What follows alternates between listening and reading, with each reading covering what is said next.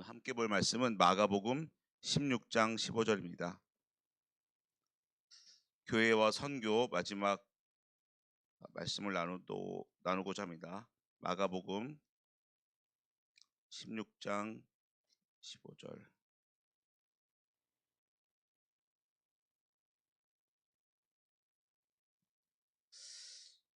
(16장 15절부터) 우리 20절까지 한 목소리로 읽어보도록 하겠습니다. 15절부터 20절까지입니다. 시작. 또 가라사대 너희는 온 천하에 다니며 만민에게 복음을 전파하라. 믿고 세례를 받는 사람은 구원을 얻을 것이요 믿지 않는 사람은 정죄를 받으리라. 믿는 사람들에게는 이런 표적이 따르리니 곧 저희가 내 이름으로 귀신을 쫓아내며 새 방언을 말하며 뱀을 집으며 무슨 독을 마실지라도 해를 받지 아니하며 병든 사람에게 손을 얻은즉 나으리라 하시더라. 주 예수께서 말씀을 마치신 후에 하늘로 올리우사 하나님 우편 앉으시니라. 제자들이 나가 두루 전파할세 주께서 함께 역사하사 그 따르는 표적으로 말씀을 확실히 증거하시니라. 아멘. 오늘 본문을 통해서 선교하는 사람에게, 선교하는 교회에게 하나님께서 어떤 복을 주시는지 알아보도록 하겠습니다. 주님께서는 선교의 사명을 주시는 동시에 이를 감당하는 자에게 풍성한 복을 약속해 주셨습니다. 어떤 복을 약속해 주셨을까요? 첫째는 세상 끝날까지 전능하신 창조주 하나님이 함께 하시는 복입니다. 마태복음 28장 19절에서 20절에 이렇게 말씀하고 있습니다. 그러므로 너희는 가서 모든 족속으로 제자를 삼아 아버지와 아들과 성령의 이름으로 세례를 주고 내가 너희에게 분부한 모든 것을 가르쳐 지키게 하라. 볼지어다 내가 세상 끝날까지 너희와 항상 함께 있으리라 하시니라 라고 말씀하고 있습니다. 모든 족속에게 복음을 전하는 선교의 사명을 감당하는 자에게 세상 끝날까지 함께 해 주시겠다고 예수님께서 제자들에게 말씀하고 있는 장면이 마태복음 28장 말씀인데요. 그 앞에 보면 그 부활하신 예수님이 이 말씀할 때도 의심하는 자도 있더라라고 얘기하고 있습니다. 우리는 선교의 사명과 선교의 복을 얘기했을 때 의심하지 말고 그 복을 받아 누리기 위해서 사명을 감당하는 우리가 되어야겠습니다. 세상에 있는 사람이 누릴 수 있는 최고의 복은 무엇일까요? 바로 하나님이 함께 하시는 복입니다. 복의 근원 되신 예수님께서 세상에 오신 목적 또한 하나님이 함께 계시고 있음을 알게 하는 데 있었습니다. 그러니까 죄에서 구원하셔서 하나님의 자녀된 백성이라는 신분을 회복시키고 하나님과의 관계를 회복시켜 주기 위해서 예수님께서 세상에 오신 것이죠. 그래서 아들을 낳으리니 이름을 예수로 하라. 이는 그가 자기 백성을 저희 죄에서 구원할 자이심이라 하니라 라고 마태복음 1장 21절에 얘기하면서 구약의 선지자로 얘기했던 내용들이 이루어졌다는 것을 23절에 얘기하고 있습니다. 보라 처녀가 잉태하여 아들을 낳을 것이요 그 이름은 임마누엘이라 하리라 하셨으니 이를 번역한즉 하나님이 우리와 함께 계시다 함이라 라고 되어 있죠.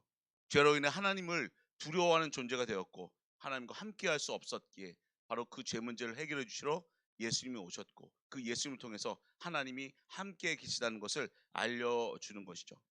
허물과 죄로 인해 하나님과의 관계가 단절되어 있는 인간은 하나님의 공의에 의해 죄로 인한 두려움을 느낄 수밖에 없는 본질상 진노의 자녀라고 에베소서 말씀에 말씀하고 있습니다. 그런데 하나님께서 예수님을 화목제물로 세우시고 그 보혈의 공로로 하나님의 공의를 스스로 갚아주시고 이를 믿음으로 우리를 죄인에서 의인으로 신분을 바꾸어 하나님의 자녀가 되게 하셨습니다. 로마서 3장 25절 26절 말씀 제가 한번 읽어보겠습니다. 이 예수를 하나님이 그의 피로 인하여 믿음으로 말미암는 화목제물로 세우셨으니 이는 하나님께서 길이 참으시는 중에 전에 지은 죄를 간구하심으로 자기의 의로우심을 나타내려 하심이니 곧 이때 자기의 의로우심을 나타내사 자기도 의로우시며 또한 예수 믿는 자를 의롭다 하려 하심이니라. 그러니까 전에 지은 죄를 간구해 주신 것을 믿는 것이 예수 믿는 것이라고 말씀하고 있고 이러한 믿음을 통해서 죄인에서 의인으로 신분을 바꿔주신 하나님의 사랑과 예수의 은혜를 알 수 있다는 것이죠. 그래서 이것을 믿음으로 성부 하나님의 자녀의 관계가 회복되고 성자 예수님의 신부로서의 그 지위가 다시 회복되고 성령 하나님의 성전으로서의 삶을 살아가게 될 수 있다는 것이죠. 바로 성삼위일체 하나님과 구원받은 이후부터 영생에 이를 때까지 함께 있을 수 있게 된 것입니다. 이와 같이 예수님께서 세상에 오신 목적도 하나님이 함께 하시는 것을 알게 하는 것이고, 인간이 누릴 수 있는 최고의 복 또한 전능하신 창조주시며 생사화복의 주관자이신 하나님이 함께 하심을 아는 것이 바로 복인 것이죠. 그런데 인간은 세상에 속해 살아갈 때 그 자범죄로 인한 죄책감으로 인해, 또는 세상적이고 정욕적이고 마귀적인 것으로 인해 하나님이 함께 하시는 것을 자주 잊어버릴 수 있는 그런 연약한 존재입니다. 저도 마찬가지죠. 제가 세상 중심으로 살아가면 정말 하나님이 나와 함께 계시다는 것을 순간순간 잊어버릴 때가 많이 있습니다.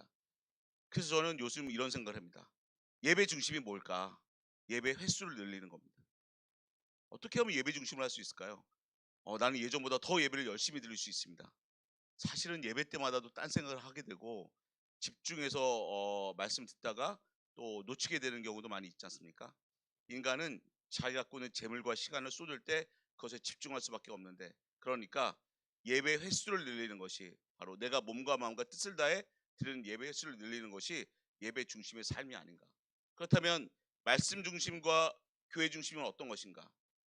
단순히 교회에서 헌신하는 시간을 많이 늘리는 것이 핵심인가? 그런 생각도 해보게 됩니다. 청년들에게 이런 얘기를 하죠. 예배 때 받은 말씀으로 교제를 하는 것이 말씀 중심, 교회 중심이다. 만약에 예배 때 들은 말씀으로 교제를 하지 않으면 세상에 있었던 근심과 걱정과 염려로 사람들과 교제를 하게 되고, 그렇게 되면은 결국 말씀 중심, 교제 중심도 안 되고, 그러면 예배도 재미없어지고 결국 하나님 중심의 삶이 되지 않는 것이다. 그런 얘기를 제가 하고 저 또한 적용하려고 하는데, 그래서 올해는 더 예배를 많이 드리자, 더 교제하는 시간을 많이 갖자, 더 상담하는 시간을 많이 갖자, 그렇게 하고 올 한 해를 시작하고 있습니다. 우리 또한 우리가 세상으로 나아갈 때 하나님과 멀어지게 되고, 그렇게 될 때 우리가 계속 귀가 따갑도록 들은 하나님 중심, 예배 중심, 말씀 중심, 교회 중심의 삶이 아니라 세상 중심의 삶을 살다가 어느 순간 하나님과 멀어져 있는 자신의 모습을 바라보게 되는 것이죠.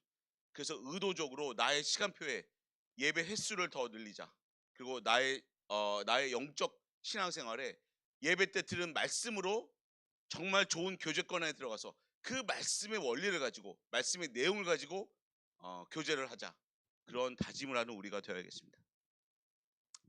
오직 하나님께 예배를 드리고 예배 가운데 주신 말씀을 묵상하고 기도하고 또한 교제를 나눌 때, 그리고 그 말씀에 순종하여 세상으로 나가 복음을 전하는 전도와 선교의 사명을 감당할 때 하나님이 함께 하시는 것에 대한 확신을 가지고 영적으로 즐거워할 수 있는 것이 바로 우리들인 것입니다.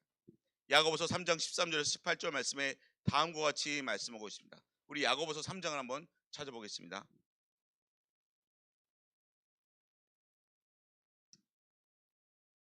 3장 13절부터 18절까지 제가 읽겠습니다. 너희 중에 지혜와 총명이 있는 자가 누구뇨? 그는 선행으로 말미암아 지혜의 온유함으로 그 행함을 보일지니라. 그러나 너희 마음속에 독한 시기와 다툼이 있으면 자랑하지 말라. 진리를 거스려 거짓하지 말라.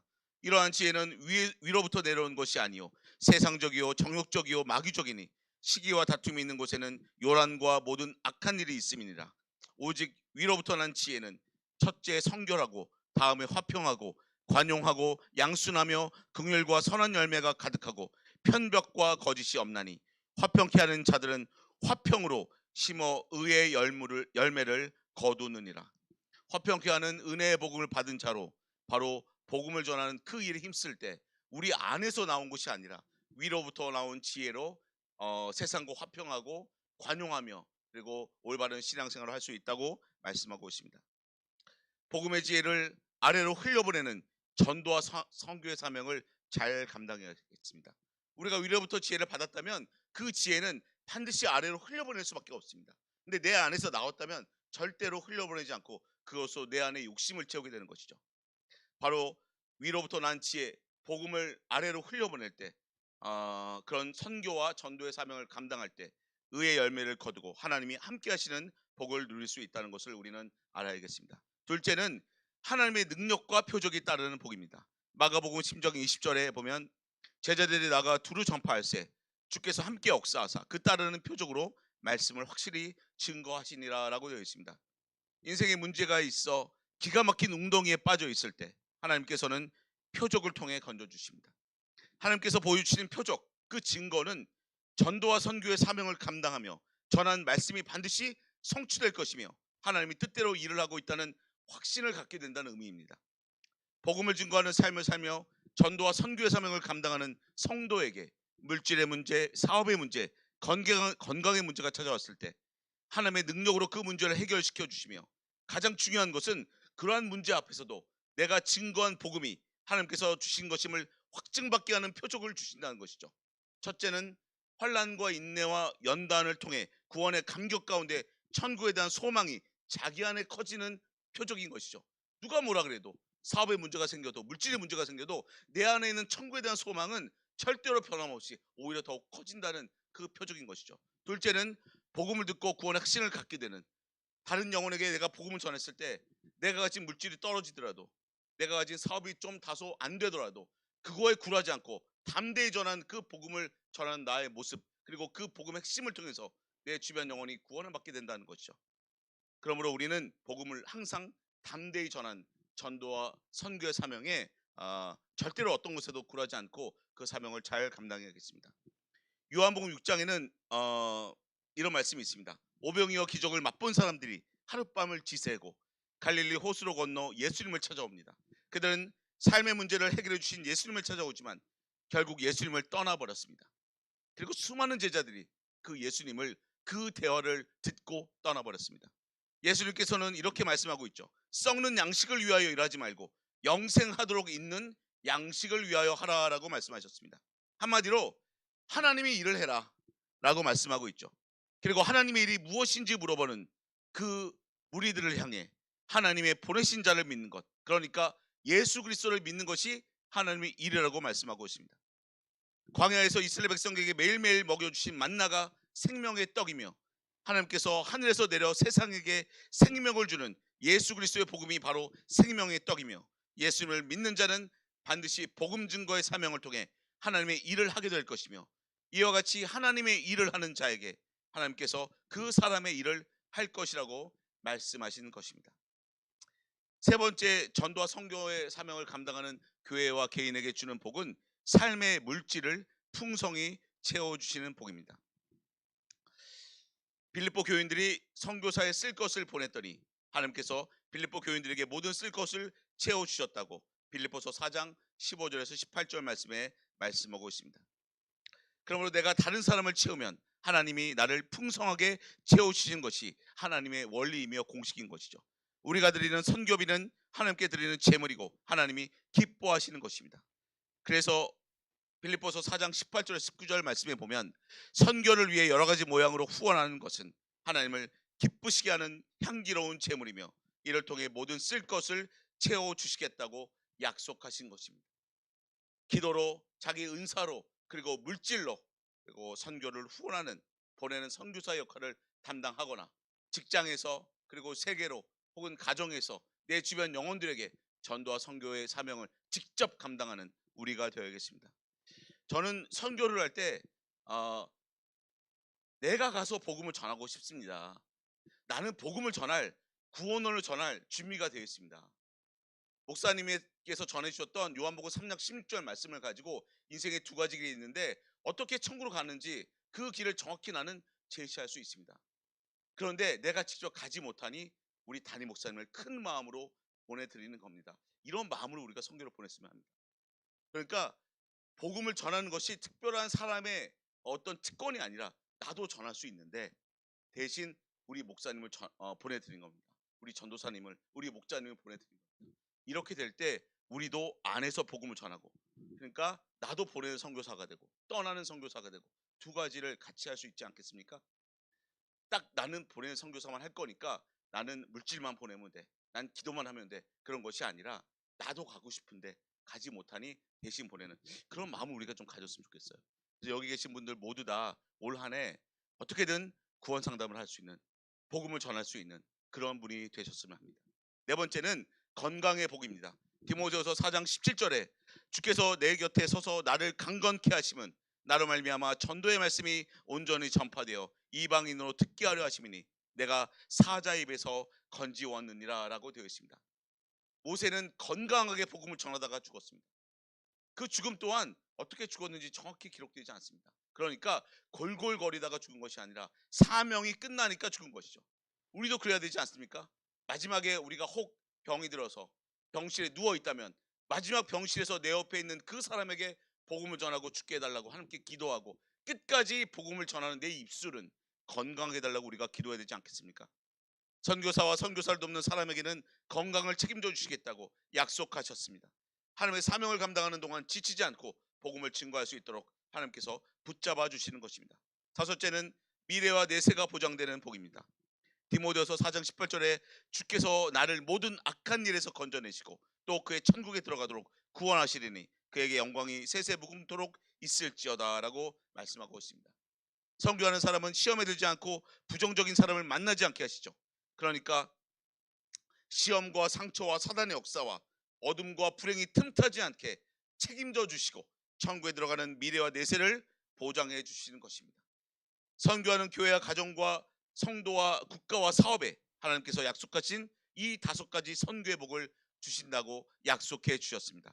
그러므로 이 시간에 나는 나가는 선교사가 될 것인가, 보내는 선교사가 될 것인가. 그러니까 내가 맡은 나를 보내신 곳에는 보내는 선교사가 되고, 내가 갈 수 없는 그곳에는 보내는 선교사가 되고, 내가 갈 수 있는 곳에는 나가는 선교사가 되는 그 2가지 선교의 사명을 우리가 감당하겠습니다. 구원의 확신 속에 선교에 동참하셔서 5가지 선교의 복을 풍성히 받아 누리시기를 축복합니다. 함께 기도하겠습니다. 사랑과 은혜가 풍성하신 하나님 아버지, 성산의 모든 권속들이 각각 주신 은사에 맞게 전도와 선교의 사명을 감당하며 하나님께서 약속하신 복을 풍성히 받아 누리게 하여 주시옵소서. 성경적 구원론 말씀과 분명한 영적 개념을 인천 성산교회에 주셨으니 보다 분명한 방향으로 다음 세대까지 이어지는 선교의 방향을 바로 세워서 집중하게 하심으로 풍성한 표적과 열매가 나타나게 하여 주시옵소서. K-팝, K-드라마로 선교의 문이 열려지도록 해주시고 VIP 센터를 통해 현지 목회자를 배출하고 영어 문화권인 필리핀을 통해 세계 선교의 비전을 명확하게 보여주셨으니 담임 목사님을 중심으로 청년부와 온 성도가 합심하여 세계 선교의 비전을 필리핀 VIP 센터와 함께 이룰 수 있도록 역사하여 주시옵소서. 이 모든 말씀 우리 구주 예수 그리스도의 이름 받들어 기도드렸습니다. 아멘. 계속해서 담임 목사님과 교회를 위해서 기도해 주시고 교회 안에 있는 환우들과 어려움을 처하는 형제들과 가정들을 위해서 기도해 주시고 각자 기도 제목을 위해서 기도하는 시간을 갖도록 하겠습니다.